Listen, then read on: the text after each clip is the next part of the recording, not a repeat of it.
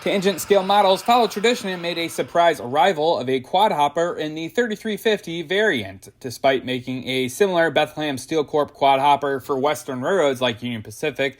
The Eastern version is approximately 11 inches shorter and thus is a little less in terms of hauling capacity. Tangent announced the release of this newly tooled hopper on December 7, 2023, and distributors started taking delivery the following Monday. This brand new release includes 4 major road names across 5 paint schemes, with 3 of the road names having 24 plus road numbers.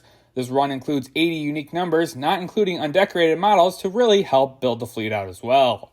The MSRP is $52.95, but discounts are available through third-party hobby shops and bulk buying discounts are available from Tangent. Today we'll be taking a look at the Wisconsin Central repaint variant. Originally built for Clinchfield in 1976, it is one of the several hundred examples that survived to the CSX era, then were sold to Wisconsin Central in 1992, with examples still found to this day.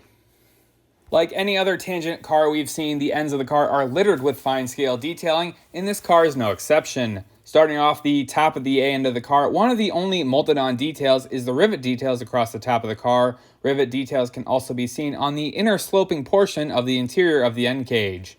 Wisconsin Central has 2 paint schemes for this run, and this is the more colorful version, sporting a yellow paint for the renumbering. The patch-out also features a slightly different color black from the overall body color. The end cage of the model is a nicely detailed, separately applied plastic component and offers support to other details like the wire grab irons. These grab irons run down the left side of the car and feature a straight and drop-down style of grab iron, as well as longer grabs running down the side of the end cage. The bottom of the ladder and the bottom rung of the end cage feature the drop-style grab irons. Just below the end cage is the separately applied coupler cut bar attached from the car body sill to the underside of the coupler. The coupler itself is a genuine KD scale coupler, a nice 158 with the whisker centering wires. Just to the side of the coupler is the real rubber trainline air hose, and finally off the other side of the car is the separately applied plastic stirrup ladders. Down the side of the car, the first feature that catches your eye is the bright yellow patch out of the Wisconsin Central. Some of the other cars that were purchased from CSX were patched out in a plain white, while others received this yellow paint. Similar to the car body ends, the background of the body is patched out with a very slight different black compared to the rest of the delivered Clinchfield black. Down below the sill are the Barber S2 100-ton trucks with the rotating roller bearing caps. The metal wheels are CNC machined and are the proper 36-inch size to fit the 100-ton Barber trucks. While down below the sill, the dropgate details can be seen as well. These offer some slight rivet detail as well as the separately applied handles attaching themselves to the gate doors. The rest of the body on this specific unit also features several other slight paint patch outs that are a little bit difficult to see under normal lighting. Some of these include the CarTrack ACI label being blacked over, as well as some of the older original consolidated stencils from the Clinchfield paint scheme. If you thought the other end was filled with details, just wait till you see the B end. The B end of the car houses all of the major braking components we will be taking a look at. Starting off the top of the car is the brake wheel, and this is the modern universal design with the separately applied plastic components. Extending down from the brake wheel is the brake wheel housing with a small segment of plastic chain that then connects to the brake linkage and then connects onward to the interior of the car with more brake linkage detail. Surrounding the upper portion of the chain is the handbrake platform. This is done in a separately applied plastic component, but it's so finely done that it is see-through like an etched metal piece. On the interior of the car is more of the major braking components. The first of these is the brake piston on the interior closer towards the grab iron ladder. The next is the triple valve, and finally tucked up on the inner shroud of the car is the air reservoir for the braking system.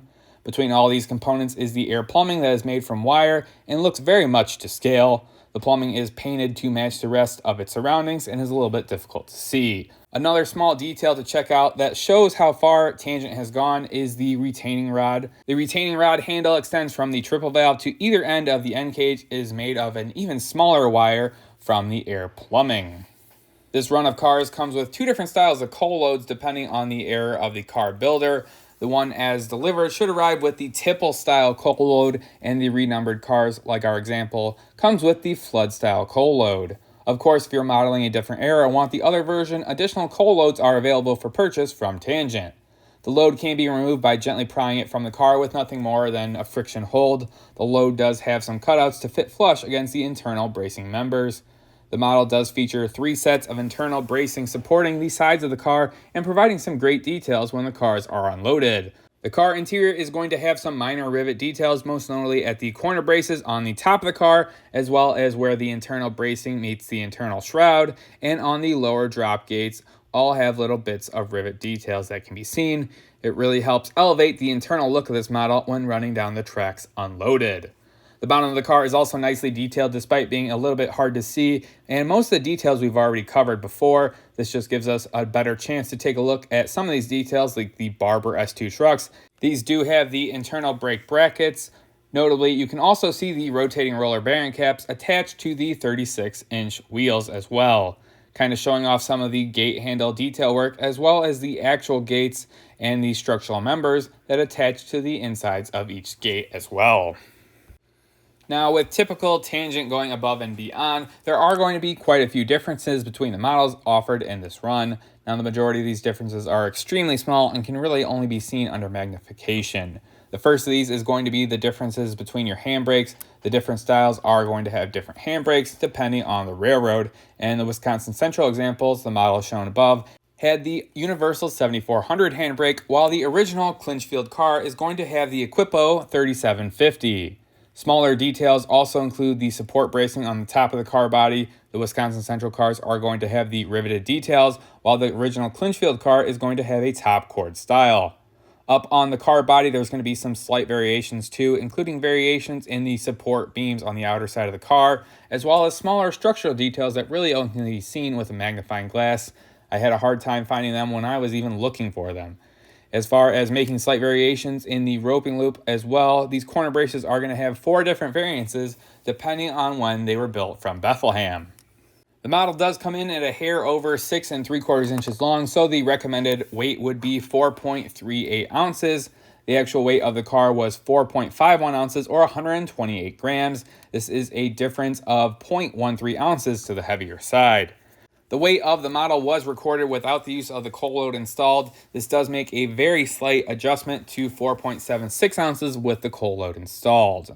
The metal wheels were measured for gauge and were all found to be at the correct tolerance, and the cars were knocked over slightly to check for body wobble, and all of the cars did not have any sort of body wobble and had proper 3-point suspension. Both the couplers were measured to the Katy height gauge, and both were found to be ever just slightly low. For the scoring section of the review, the score will be broken down into several categories, each with its own point total, adding up to 100 possible points. The packaging of the model is shipped in the standard Tangent box with the hard plastic outer shell and soft plastic inner liner. The box does include extra roller bearing caps for the trucks, and this should be a good box for long-term storage and or transportation. The accuracy of the model is extremely well done from what I've seen. The one thing that I really love about Tangent, if you know nothing about these cars, then they give you an extremely extensive look into these cars on their website. And after reading that, you basically feel like an expert on the cars. Overall, the accuracy from what I've seen is pretty spot on. The paint on the model is overall pretty well done, but what I really like about these cars is everything is just extremely fine and precisely finished. Everything about the paint and decals is very crisp, especially the white lettering over the black body, which can be difficult to perfect, and the subtle off-color black patch-out work is also nicely done. The details are second to none, and Tangent has once again brought out a great model. The amount of details in this car is hard to believe, and the attention to detail is just great. Tangent also gives models a lot of options with different body styles and subtle railroad-specific details with a good mixture of plastic and metal bits throughout the model. The operations of the model is great. The car is really hefty despite the open look to the coal hopper and provides a good stability down the rails. The only improvement I can find is that it seems every car I purchased was about 1/16 of an inch too low for the coupler height. Nothing too crazy, but at this price point is slightly annoying. The values of the cars are going to vary from person to person, but overall I thought these were pretty good models for what you're getting and what you're paying for. Now, I would have to hate to model these full coal drags like these 70s and 80s Clinchfield modelers because you're going to go broke, but for the casual modelers, these are superb models with a hefty price. And for the miscellaneous section, the only thing I didn't really touch on was the cold load. I like that Tangent does include 2 different options available for purchase with the cold load. So if you're looking for the flood style and you have the tipple, and if you have the tipple, you can purchase the flood one. These are going to come depending on which era of the car you purchased, but overall I thought it does a well job. And I do like that the cold load is not needed for the car to actually perform well and is more of just like a nice little extra option. Adding up all the points gives a 99 out of 100 or an A+ rating. And when comparing the Tangent Bethlehem Steel Corp 3350 quad coal hopper to other recently reviewed models, the hopper ends at the top of the list as the newest frontrunner for reviewed model scoring. Overall, this is just another great car from Tangent, and this has just become the standard of release quality that we've come to expect from Tangent. In the end, there's nothing really else someone could do to this car to improve the look of it, except maybe the addition of weathering. But really, this is literally just a perfect model out of the box. That being said, you do end up paying for it with a larger price tag. The models can expect to pay north of $50 for this car, and if you want to model a full clinch-field cold drag, I suggest you put a second mortgage on your house because you're going to be paying for it. That being said, bulk discounts are available from Tangent. When purchasing more than 6, the price drops down to $47.13 directly from Tangent, and when purchasing more than 12, the price drops to $42.95. So you're actually saving money by buying more.